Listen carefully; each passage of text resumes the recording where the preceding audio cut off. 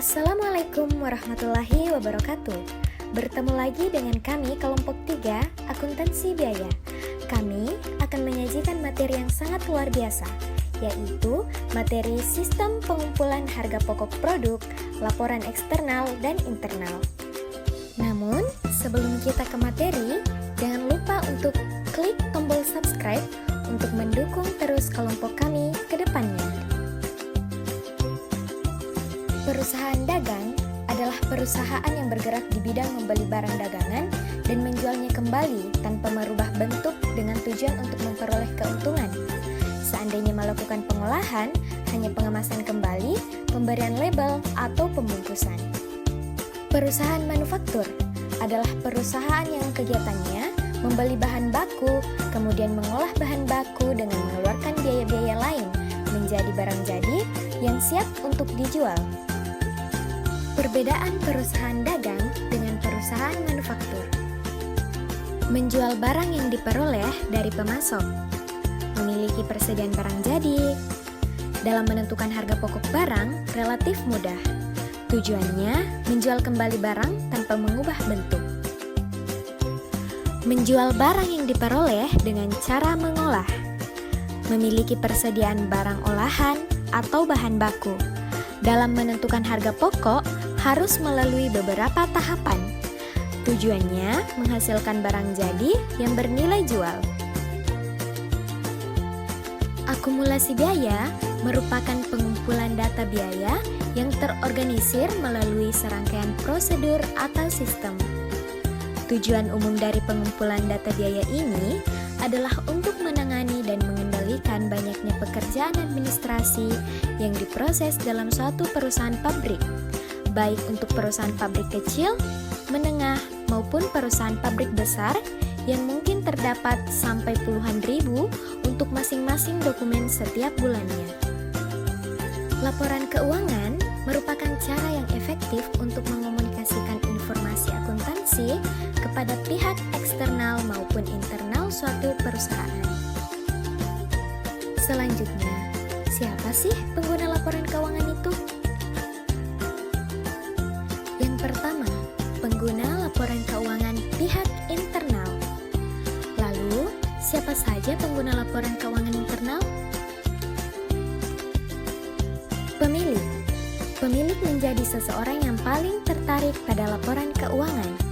Tidak hanya karena kepentingannya dalam melihat laba, melainkan juga informasi jumlah keuangan yang dimiliki untuk pendapatan pribadi. Pemilik ingin tahu seberapa banyak modal yang dibutuhkan bisnis untuk menghasilkan pendapatan penjualan. Manajemen perusahaan. Manajemen perusahaan adalah pengguna pertama dan terutama dari laporan keuangan. Meskipun mereka orang-orang yang menyiapkan laporan keuangan, tetapi mereka sambil mempertimbangkan kemajuan dan pertumbuhan perusahaan. Manajemen perusahaan melihat laporan keuangan dari perspektif likuiditas, profitabilitas, arus kas, aset dan kewajiban, saldo kas, persyaratan dana, utang yang harus dibayar, pembiayaan proyek, dan berbagai kegiatan operasional hari lainnya. Sederhananya, manajemen perusahaan memerlukan laporan keuangan untuk membuat keputusan tentang bisnis. Pengguna yang terakhir adalah karyawan. Karyawan melihat laporan keuangan perusahaan dari berbagai sudut pandang. Mereka ingin tahu apakah perusahaan memberi bonus atau kenaikan gaji yang tergantung pada kinerja keuangan perusahaan. Juga, mereka ingin melihat pemahaman yang mendalam tentang bisnis dan situasi industri saat ini yang dapat dilihat dari laporan keuangan. Perusahaan juga dapat melibatkan karyawan dalam pengambilan keputusan. Karena itu, ingin agar karyawan mengetahui dan memahami keuangan perusahaan. Yang kedua, pengguna laporan keuangan pihak eksternal. Investor dan calon investor tertarik pada potensi keuntungan dan keamanan investasi mereka. Laba di masa yang akan datang dapat diperkirakan dari kinerja laporan keuangan perusahaan yang lalu, khususnya laporan laba rugi. investor yang memerlukan informasi keuangan untuk membuat keputusan tentang apa yang harus dilakukan dengan investasi mereka, yaitu menahan, menjual, atau membeli lebih banyak. Analis investasi mengawasi dengan cermat laporan keuangan perusahaan. Mereka memiliki pengetahuan industri yang baik dan mengetahui kinerja perusahaan. Berdasarkan analisis mereka dari laporan keuangan, analisis investasi membuat keputusan apakah merekomendasikan saham perusahaan kepada klien mereka atau tidak. Pemberi pinjaman seperti bank tradisional, lembaga keuangan, kreditor ingin memeriksa kemampuan perusahaan untuk membayar utang.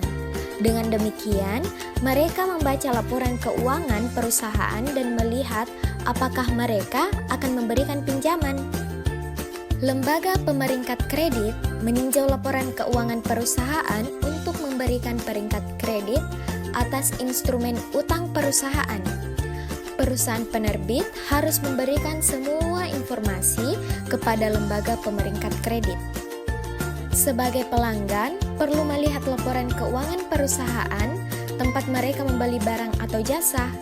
Klien besar ingin memiliki kemitraan jangka panjang atau kontrak dengan perusahaan, sehingga mereka ingin bekerja dengan perusahaan yang stabil secara finansial.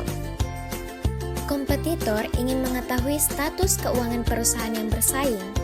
Mereka ingin mempertahankan keunggulan kompetitif pada pesaing mereka, dan karenanya ingin mengetahui kesehatan keuangan perusahaan lain.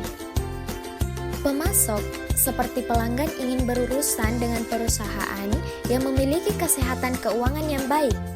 Dengan demikian, mereka juga menjadi bagian dari pengguna laporan keuangan dan membuat keputusan dalam pemberian kredit kepada perusahaan. Instansi pemerintah yang memantau dan mengurus perpajakan tertarik pada kisah keuangan suatu bisnis. Mereka ingin tahu apakah bisnis membayar pajak sesuai dengan undang-undang perpajakan saat ini.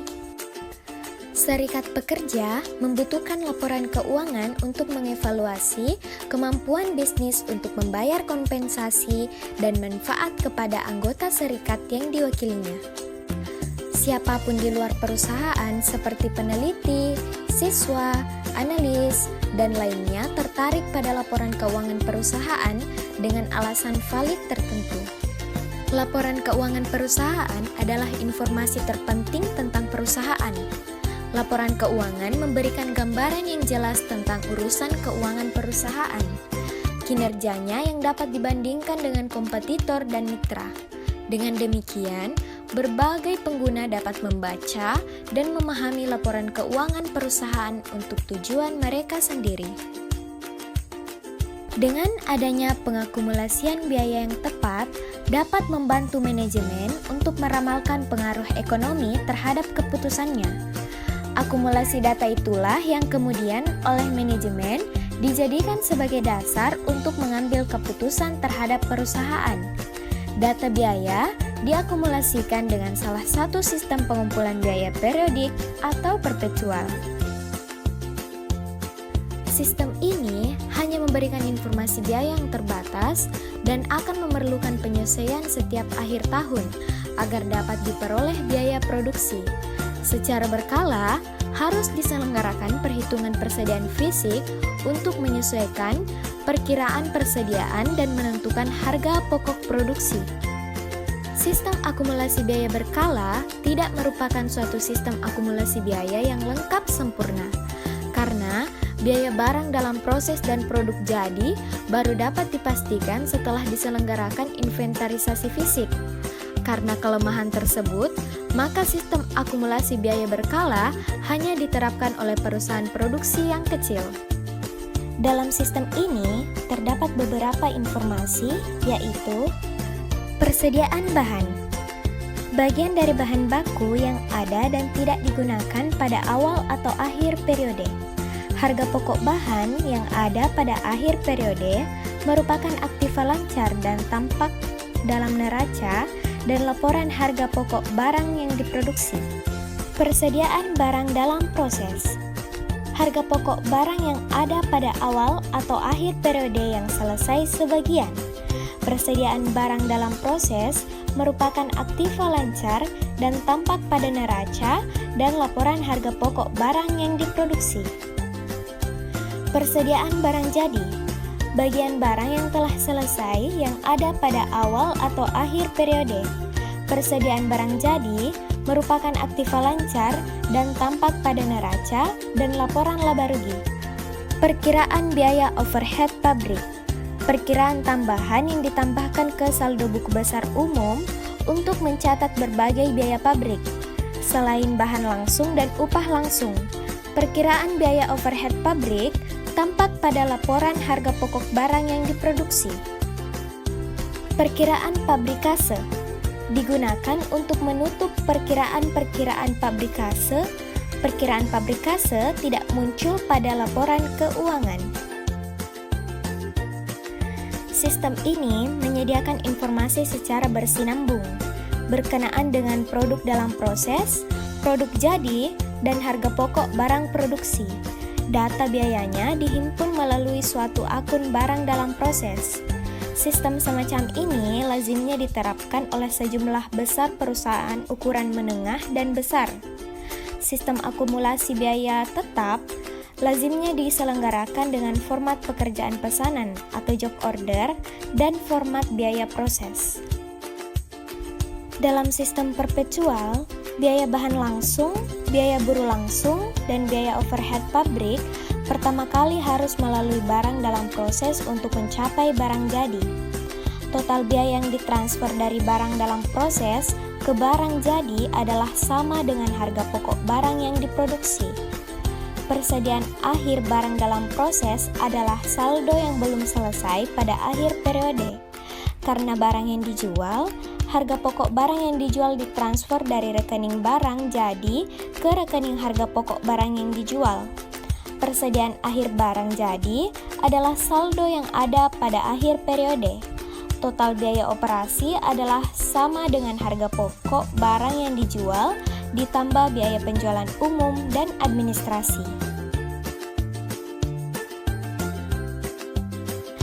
Persediaan bahan, bagian bahan mentah yang ada yang tidak digunakan pada suatu saat selama periode tersebut.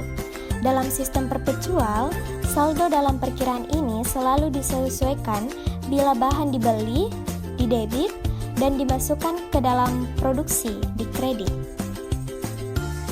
Barang dalam proses. Saldo dalam rekening ini secara perpetual disesuaikan sebanyak bahan langsung yang dimasukkan ke produksi, buruh langsung, atau biaya overhead pabrik yang dibebankan, semua didebit, dan bila barang selesai ditransfer ke barang jadi, di kredit.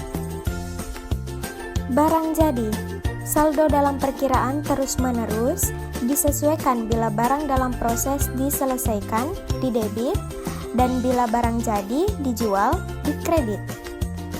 Perkiraan overhead. Perkiraan biaya overhead ditambahkan ke perkiraan buku besar umum yang lain untuk mencatat biaya pabrik selain biaya bahan langsung dan buruh langsung. Jangan lupa klik tombol like dan share jika video ini